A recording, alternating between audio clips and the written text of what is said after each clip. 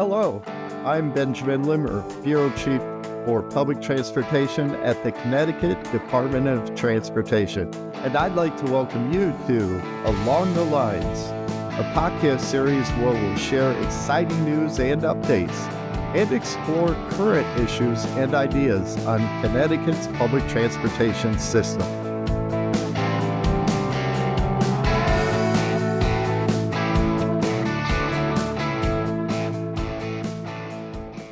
Welcome, everyone, to this very special episode of our podcast where we are celebrating a birthday, a major milestone for one of our own. It is CTfastrak's 10th anniversary. That's right. In March 2015, the very first buses hit the road. And over the past decade, CTfastrak has provided more than 26 million rides. But you all know it's more than just a transportation system. The success of the Fast Track has transformed communities all along the route by driving new housing options, shopping, destination, as well as dining. CTfastrak has also played and continues to play a critical role in advancing the DOT's key goals of reducing the carbon footprint of the transportation sector, boosting the economic growth, as well as promoting social equity. We're also especially proud to share that the Institute for Transportation and Development Policy has recognized just last year CTfastrak as the best, that means number one, bus rapid transit system in the country.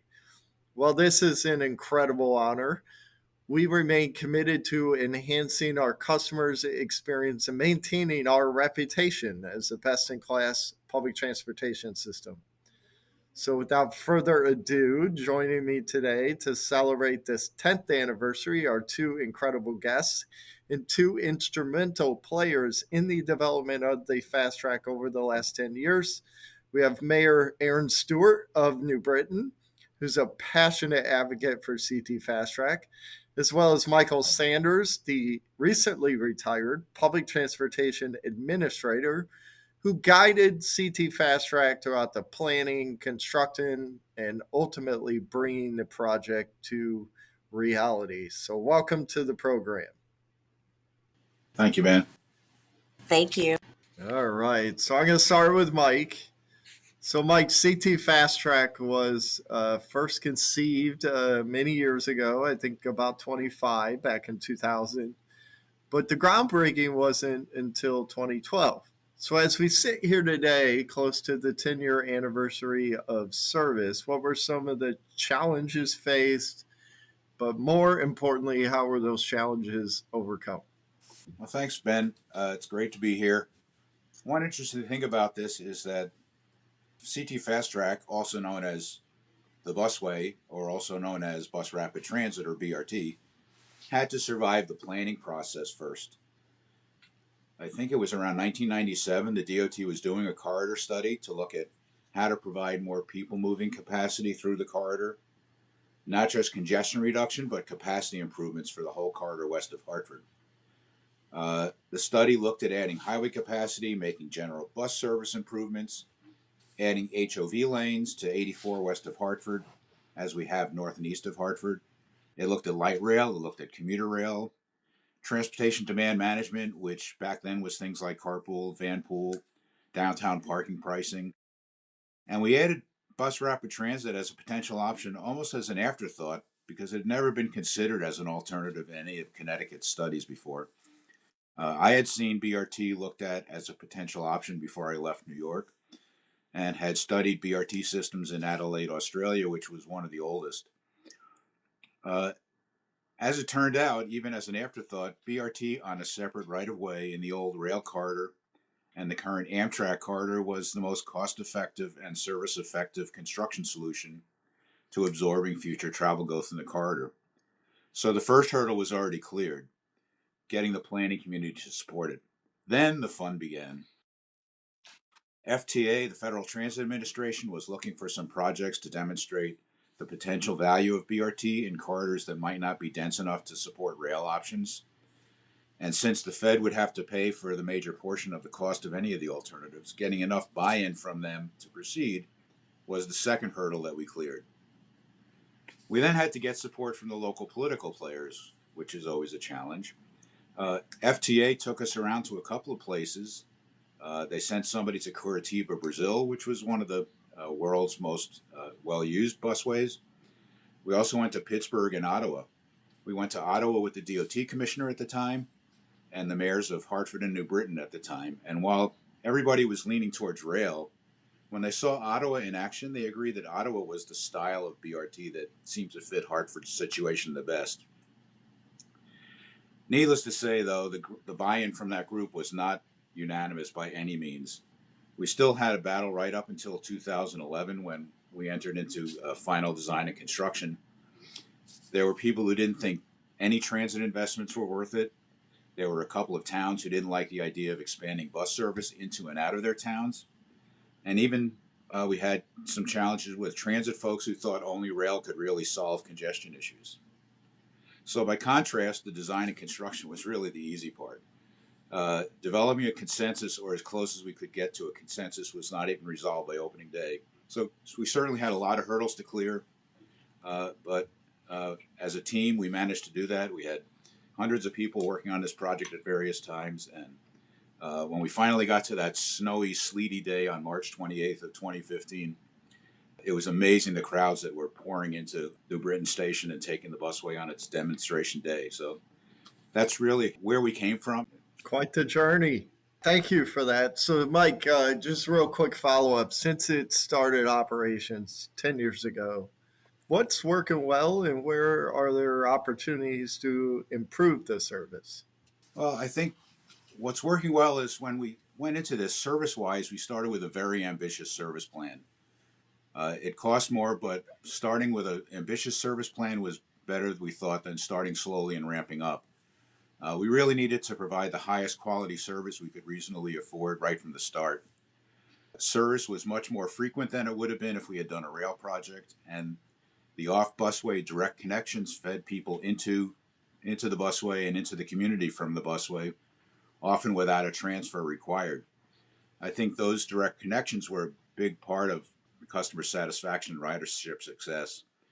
We were often amazed at the kind of trips people were taking using one or more pieces of CTfastrak service that we couldn't have foreseen in any of the travel models. I remember one woman who worked at Yukon Health Center who took an express bus from Waterbury to New Britain Station, switched to a CTfastrak bus to get to Cedar Street Station, then took the bus up to Yukon Health Center from there. So a 3-bus trip was not something that the models usually predict. So I think that kind of ridership success was really very fulfilling for us. We also thought there might be some transit-oriented development opportunities, even in the towns that said they didn't need BRT.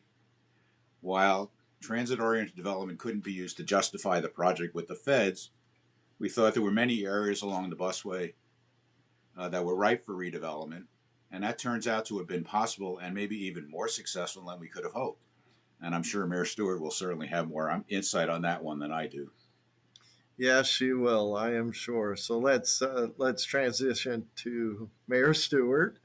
First question: how important is CTfastrak to the city of New Britain, as well as your vision for how the city moves forward into the future?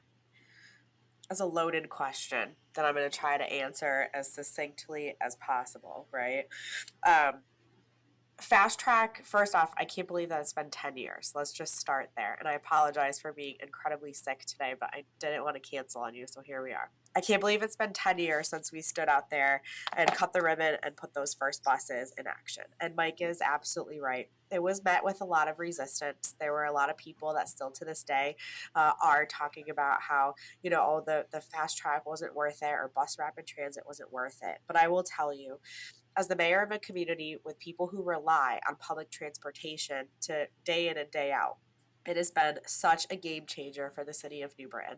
And it's been a game changer for a multitude of reasons, right? For expanding access, not just for the people that live in our downtown area, Also, we'll talk a little bit later, I'm sure, about expanding access for students at Central Connecticut State University, really connecting our communities, especially in the Central Connecticut corridor. One of the things that we've been able to do with the city of New Britain, though, was leverage the use of public transportation for development and the right kind of TOD, or transit oriented development. This was more than just infrastructure and streetscape work, although our $40+ million of streetscape work certainly all fed into the opening of the bus rapid transit system of the fast track in downtown. But today we have almost $295 million of private development dollars that are pouring into downtown New Britain, building new housing units, building new places to live, work, and play in downtown. And a lot of that was due to the opening of CTfastrak. A lot of that was because of expanding access to public transportation. So, Mayor, I totally forgot about this, but you were on this podcast 3 years ago with my predecessor, Rich Andreski, who's now a dear friend of mine. I didn't know him before I took this job, but terrific guy. So, what's changed since the last time you were on this podcast, last 3 years? Well, you are different. I think each year that goes on, we continue to have a great partnership with the Department of Transportation. And each year, the development changes, but the partnerships change too. And our attention is focused on different efforts around continuing to make and improve the service that Fast Track provides. So 3 years ago when I was on, I was talking about the completion of Columbus Commons, which was a 70+ unit development right on the outskirts of the fast track. 3 years later, we're talking about the opening of the Brit and the High Railer, which is going to bring over 200 units of housing of all mixed incomes to the downtown area. We've also talked extensively about the completion of a lot of these streetscape work around the fast track. So now, we have a solid connector between fast track and our local CT transit routes on Columbus Boulevard. And currently, we're working on moving a railroad crossing so that it's going to be closer, so that those that are looking for transfer buses from CT Transit to CTfastrak can get there a lot more easily than having to walk, around a whole block. They can see where they're going and get there. So lots of things, ever always changing, ever moving parts, but a testament to, the Department of Transportation and also my staff here at the city for always looking at how we can make improvements to make it better. Just putting together the plans is an arduous task. And I know Mike certainly knows all about that and then some. But making those plans work is what you have to continuously grow with. And that means you're going to have to adapt and shift, and you have to have the right people in place who are willing to do that. And we've made so many different changes and adaptations over the years to make sure that Fast Track is working for the people who are using it. And I think that'll continue on and lead to its success in years to come. Yeah, thank you for that. So, Mike, back to you. I mentioned at the outset of this episode that Fast Track is the nation's best number one bus rapid transit system in the country. That's certainly, a lot to brag about, right? So, as other states, localities look to implement bus rapid transit systems of their own, any advice for them? Well, in general, I believe that we need to use each transportation mode to its best use. So just because we had great success with this particular project doesn't mean that that would work everywhere. Different style projects are most appropriate depending on the area. It depends on what your infrastructure looks like, what the new infrastructure possibilities are. We had the ability to do a dedicated right-of-way off-street to minimize interference with regular traffic. Not everybody does. And I think our separate right-of-way, because you're separate from regular traffic versus say, on-street bus rapid transit, was one reason for our very high ITDP rating. But for example, in New York City, with very little opportunity to build whole new facilities, they've been very successful in building out on-street BRT on a number of the cross streets in Midtown Manhattan and other places around the city. And so many of the projects around the country are being built on street, but it's important that you add the amenities If you can get a dedicated bus lane on an existing roadway, that's really good. It gets you a little bit separate from traffic. Signal timing improvements that favor the bus, good passenger amenities, all those things go into making a successful project. But probably frequency and reliability are, to me, the most important factors in attracting ridership. So you don't skimp on the level of service. It's important to have riders not have to read a timetable, but just go out to the station or bus stop, just like a subway system. And anything you can do to improve the reliability of the system by giving travel time advantages is also critical. It's not just about the service itself, but it's about what you can do to improve the customer experience. And I know the department's very active in that area. Yes, customer experience is our North Star, as I tell the others. So, Mayor Stewart, back to you. I personally have gotten to work on a couple other bus rapid transit systems across the country. And the key ingredient to success is connections with colleges, universities. So I would, of course, like to talk about Central Connecticut State University. It is located within walking distance of the Fast Track. We also have the UPass CT program, which does provide students unlimited access to local buses, including Fast Track, as part of their student fees. How has CTfastrak enhanced the lives of students and really added to their overall college life? Accessibility is important. We know this, right? When as I love telling this story. I know you guys get a kick out of this one too. It was right after CT Fast Track opened. And, the Hartford Current was looking for, everybody was writing their opinion on it, right?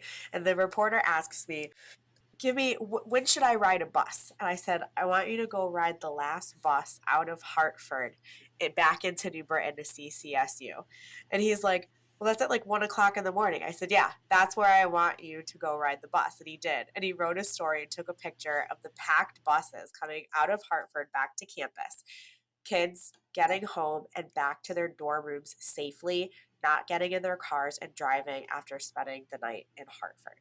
And I think that says all you need to know about safety and quality of life for the students.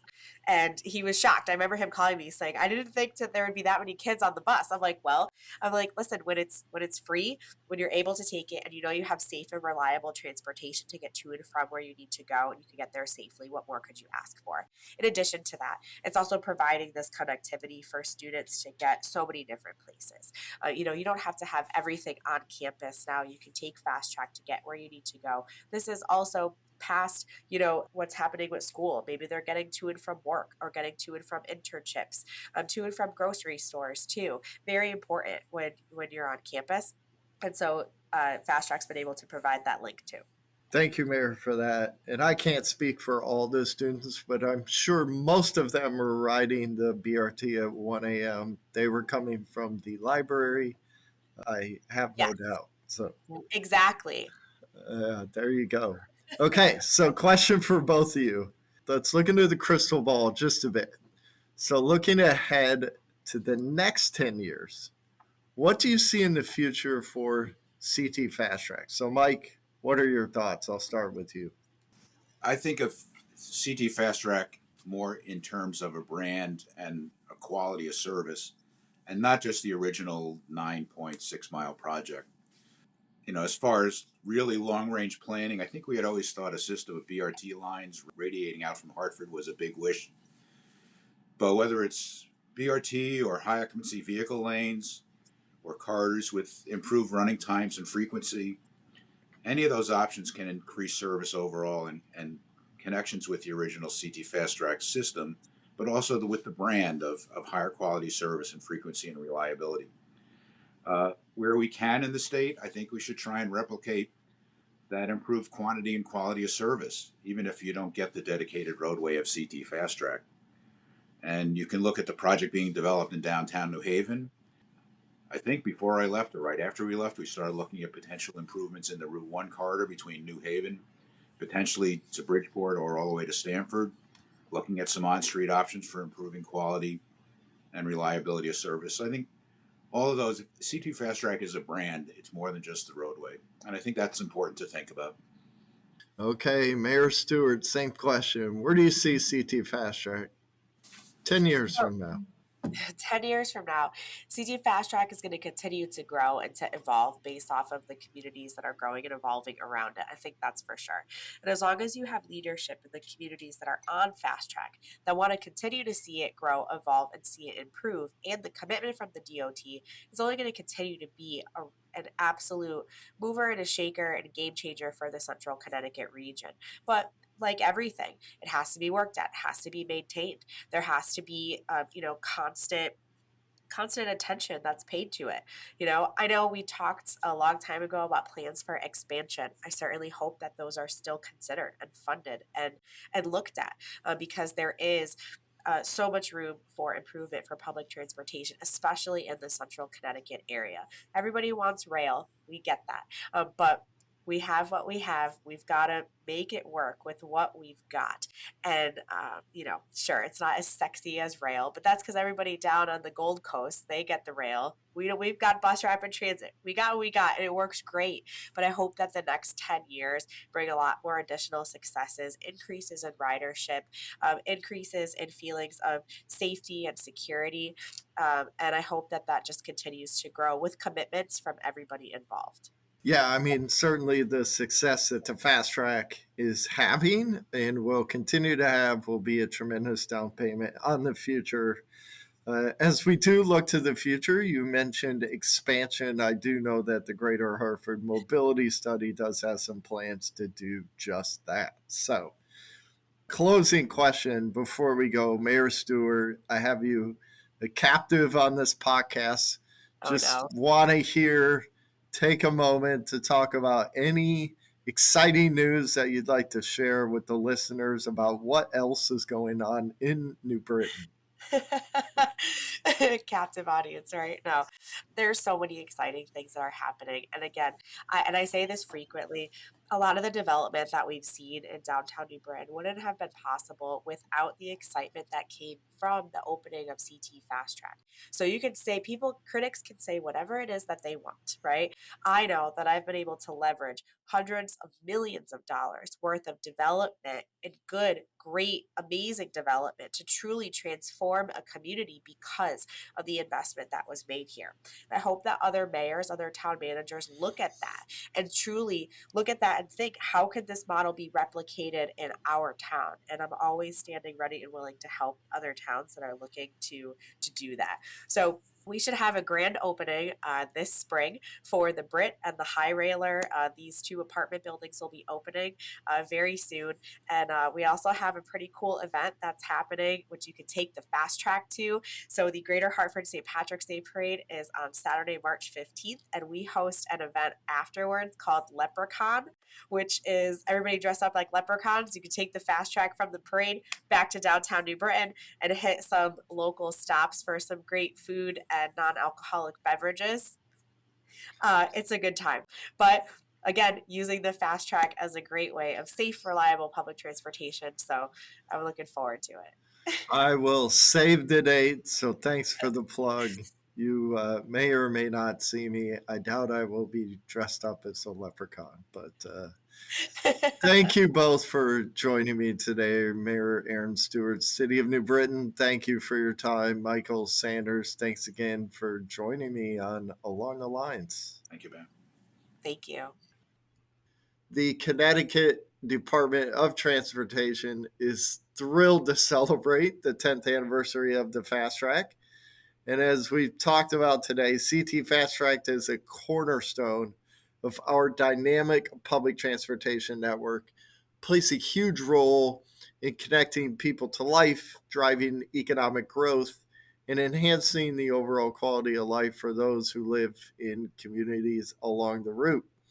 We're so excited for the future with so much to look forward to. For example, we recently secured a federal grant to transition all of the buses that we currently use on the CTfastrak route from diesel to all battery electric. This initiative will further reduce greenhouse gas emissions while offering all customers a more sustainable, comfortable, and of course, quieter ride. If you haven't yet experienced CTfastrak, now's the perfect time to give it a try. The weather is getting better. You can explore the exciting redevelopment around our CTfastrak stations. Check out all the new shopping options, restaurants, one of my favorites, the microbreweries, and enjoy an adventure all powered by CTfastrak. Thank you for joining us to celebrate this milestone. Here's to the next 10 years of innovation and great customer service. I'm Ben Limmer. Join us next time for another episode of Along the Lines.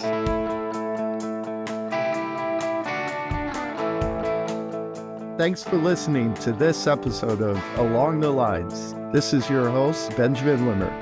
If you've enjoyed this podcast, please remember to subscribe and share.